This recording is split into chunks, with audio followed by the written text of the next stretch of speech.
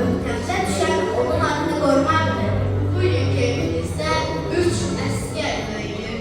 Talehin acılarını onlar da bildirəcəklər. Talih heç vaxt unudulmayacaq. Gənclərə və oğullara nəsihət olacaq bir söz verir. Siz mənim dəyərlilərimsiniz, amma öncə vətəndir. Biz müharibəni qazanmalıyıq ki, gələcək nəsillərə müharibə qalmasın. Çox sağ olun Gülər xanım. Sizin cavablarınız bizi təsirləndirdi.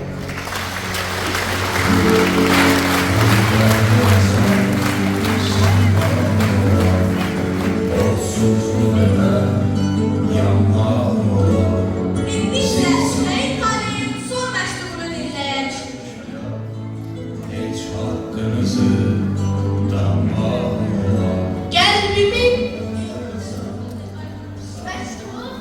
məktubu şeir variantında Eldar Ülqaroğlu yazdı. Qəlbimin son sözü, son nüqasını yazıram mən sənə bu son nəfəsdə. Sən də bu məktuba cavab yazdın. Gəlib oxuyarsan qəbrimin üstə. Gəlib məzarımla danışan zaman bütün varlığımla duyacam səni. Cismən ayrılsan da üzülmə gülüm, ruhumun qəlbinə qoyacam səni. Biz şəhid olduk ki vətən tam olsun. Səngərdə balalar daha ölməsin. Sən də gülüb danış, başını dik tut. Yağlar biganələr baxıb gülməsin. Ömrümü xoş geçir balalarımla. Zamanın qatarı öz içindədir. Göz yaşına heç vaxt razı olmadı. Ruhumun şadlığı gülüşündədir. Cənnətdə olsam da gözüm dünyada. Tüm burada qəlbimin mələyim qalır. Bütün arzulara çatmışam fəqət.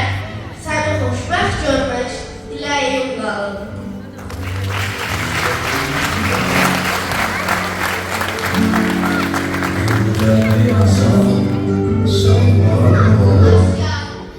Talih İsmailov'un hayat yoldaşı Güler Hanım, buyurun sizi sahneye davet ediyorum.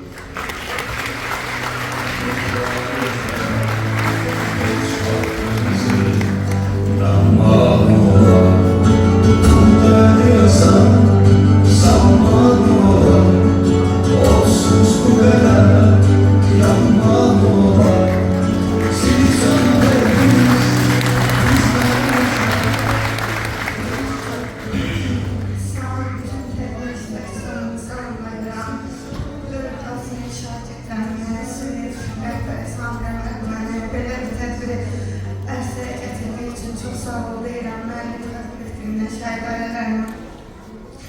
Belə bir səhnədən sonra çıxmaq, biraz danışmaq çox çətindir. Biz 44 günlük müharibə ərzində şəhidlərimiz tarix yazdılar qanları ilə və siz sağ olun ki, bu tarifi gələcəyə çatdırırsınız. Biz əzizlərimizi itirdik, amma sizin kimi doğma, sizin kimi uşaqlarla, sizin sinifinizlə ailə doğmalaşdıq.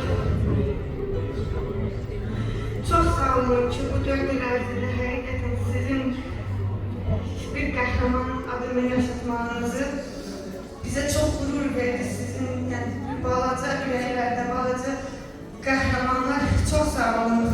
Valideynlərimizə, sizin sinif rəhbərimizə çox sağ ol deyirəm və əminəm ki, bizim tariximiz və bizim qəhrəmanlarımızın bizə qoyduğu, əmanət qoyduğu bu torpaqlar gələcək nəsillərə əmanət edirlər və o əmanətə çox etibar edirlər.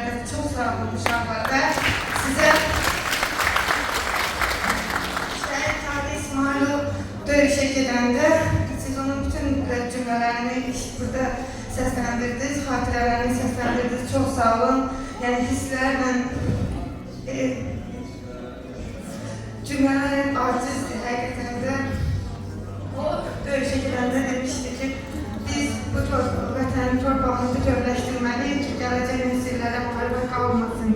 Və biz də əminik ki, siz balaca qəhrəmanlar öz qəhrəmanınızı heç vaxt unutmazsınız və daim yaşadarsınız və çox sağ olun.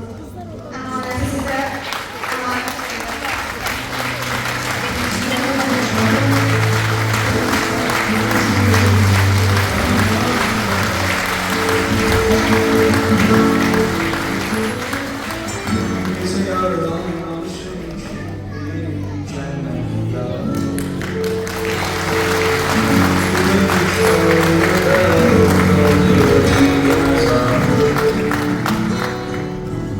Ona dünya Sözün kəşfiyyatı var, Füqar Heydarovun atası Rafael müəllimə verdi. etsin.